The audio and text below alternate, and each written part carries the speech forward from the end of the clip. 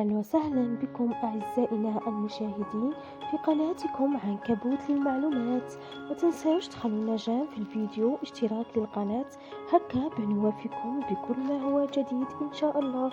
بعد ليلة أمس المباراة التي شاهدناها في الدوري الإنجليزي لمباراة السيتي وتوتنهام، ها هو المعلق الجزائري حفيظ دراجي بقلمه يكتب: إنها ليلة رياض محرز الذي يقلب الطاولة على توتنهام بتسجيله ثنائية ومساهمته في هدفين آخرين.